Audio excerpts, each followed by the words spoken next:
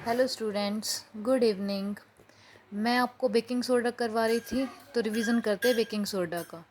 At first baking soda का जो simple formula होता है ना, वो आपको याद करने का तरीका बताया था। NaHCO3 होता है, ठीक है। अब इसका नाम देखो, जैसे केमिकल नेम हम लिखते हैं ना, तो केमिकल नेम हम कैसे लिखेंगे। Na means sodium, H means hydrogen और CO3 होता है बेटा कार्बोनेट। सो इसका नेम क्या है, सोडियम हाइड्रोजन कार्बोनेट। इसको हम सोडियम बाइकार्बोनेट भी कह सकते हैं, ठीक है। आपको बस इतना लिखना है। इसके बाद आपको डायरेक्ट आ जानी है इसकी प्रिपरेशन पे, मतलब हम बेकिंग सोडा को कैसे बनाते हैं, ठीक है। तो बेकिंग सोडा को बनाने के लिए हम क्या करते हैं, सोडियम क्लोराइड लेते हैं जो कि एक साल्ट होता है, ठीक है। इसके अंदर ऐड करते हैं थोड़ा सा वाटर, कार्बन डाइऑक्साइड गैस और अमोनिया। जब हम इन सारी चीज़ों को मिला देते हैं ना, तो हमारे पास बन जाता है हमारा बेकिंग सोडा, जिसे हम बोलते हैं NaHCO3। साथ में हमारी अमोनियम क्लोराइड निकलती है, जिससे हमें कोई मतलब नहीं है, ठीक है। अब प्रॉपर्टीज़ आपको सारी याद नहीं करनी है, एक आधी प्रॉपर्टीज़ याद कर लेना।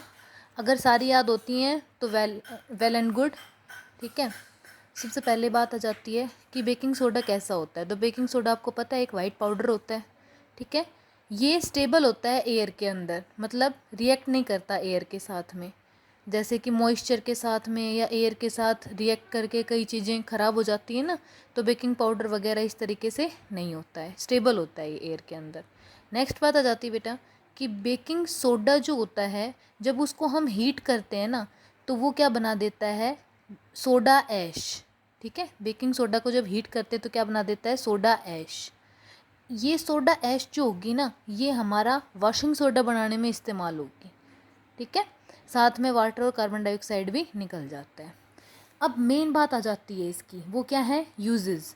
तो सबसे पहले तो आपको पता है बेकिंग सोडा जो होता है वो किचन में यूज़ होता है, ठीक है। दूसरी बात कहाँ यूज़ होता है, एंटासिड की तरह से। जब एसिडिटी ना हो ना, इसीलिए हम क्या करते हैं, इसका इस्तेमाल करते हैं, ठीक है। किचन्स के अंदर किस चीज़ में यूज़ होता है बेटा, जैसे हमें कोई भी फ्लफ़ी चीज़ें बनानी है, जैसे कि हम भटूरे बनाते हैं या फिर पकोड़ा वगैरह बनाते हैं, तो उसके अंदर क्या चाहिए होती है, हमें फ्लफ़ीनेस चाहिए होती है। वो फ्लफ़ीनेस क्यों मिलती है हमें, क्योंकि हमने क्या किया है, बेकिंग सोडा को जैसे ही हम हीट करेंगे ना, तो उसके अंदर कार्बन डाइऑक्साइड गैस निकलेगी।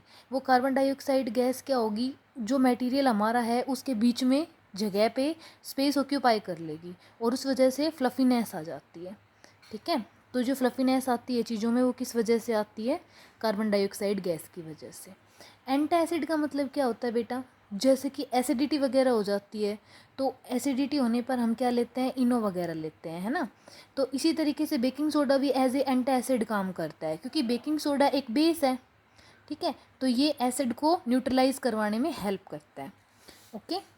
एक ये बेटा सोडा एसिड फायर एक्सटिंग्विशर के अंदर भी इस्तेमाल होता है। आप ये याद नहीं करना चाहो सोडा एसिड तो कोई बात नहीं, आप डायरेक्ट याद करो baking soda is also used in fire extinguisher, ठीक है। अब आप पूछोगे कि मैडम बेकिंग सोडा और बेकिंग पाउडर एक ही बात है या अलग है, तो बेकिंग सोडा और बेकिंग पाउडर थोड़ी सी अलग बात है। क्या, जो हम केक्स वगैरह बनाने में इस्तेमाल करते हैं वो बेकिंग सोडा ना होकर के बेकिंग पाउडर होता है। क्यों, क्योंकि बेकिंग सोडा जो होता है वो बेस होने की वजह से उसका टेस्ट थोड़ा सा कड़वा होता है, कड़वा मीन्स बिटर होता है, ठीक है। लेकिन हमें तो कड़वा टेस्ट नहीं चाहिए, तो हम क्या करते हैं, बेकिंग पाउडर को माइल्ड एसिड, माइल्ड मतलब बहुत कम एसिड, ठीक है, माइल्ड एसिड मतलब बहुत कम एसिड के साथ क्या करवा देते हैं, रिएक्ट।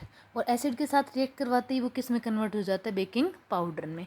तो बेटा ये नॉलेज की बात है, ये आपको बस नोट करनी है, ये टेस्ट में या पेपर के अंदर लिख के नहीं आनी है, ठीक है।